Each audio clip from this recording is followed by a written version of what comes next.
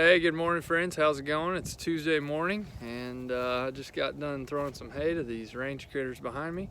And today I thought I'd whip out the cell phone, and we're going to take a second and talk about the F word. Yeah, the F word.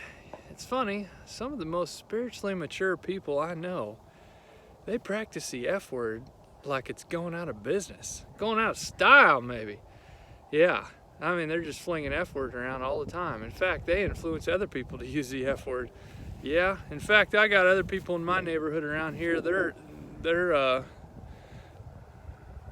just effed up, you know. They're using the F word about as much as possible. Most people don't even realize the F word's used in the Bible 40 plus times. Did you all know that? Old Testament, New Testament? Yeah. Jesus himself used it. In fact, he told us all to use the F word. Yeah. Matthew chapter 6, I believe it is.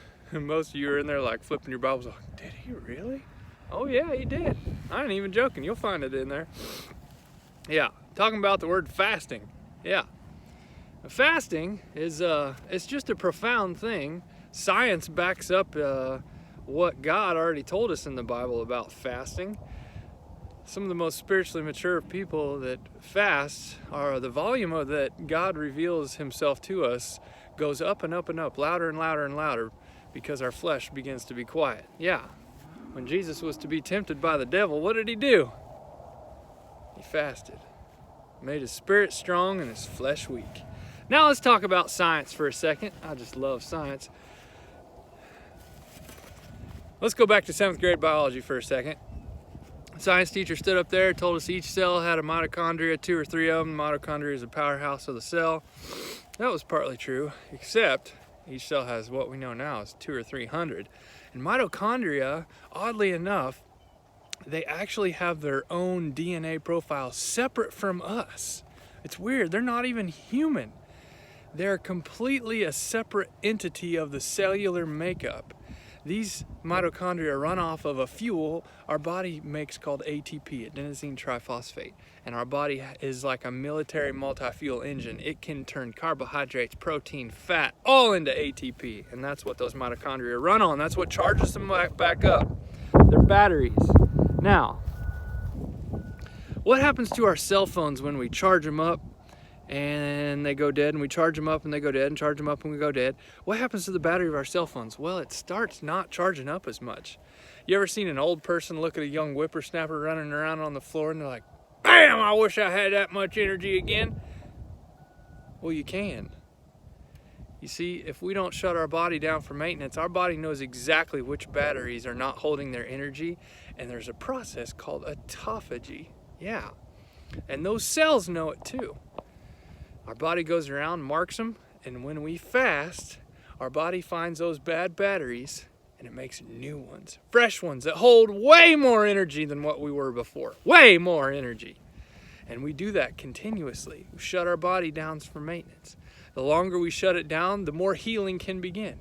You ever notice that young people are just healing machines, and when you get older and you get sore or you get a scratch or you have an injury, boy, it just takes forever to get things healed back up? Young people, man, they'll jump off a house, break their kneecap. 3 days later, they're out, running around on the playground. Like, how in the hell did that happen? They're healing machines. When you get older, let's define aging for a second. Our body, when we don't shut it down for cleaning and maintenance, begins to lose its ability to turn food, air, and water into energy. Our batteries can't hold as much energy as they once could. Yeah, we got to shut it down. Now, once these cells know what their job is, and if they have lost their job, they know they commit a process called cell apoptosis, or cell death. I wonder what we could define cancer as. Perhaps could it be a cell that has lost its communication and purpose with the rest of the body, so it thinks that it's the last thing alive, so it begins to reproduce abundantly and quickly?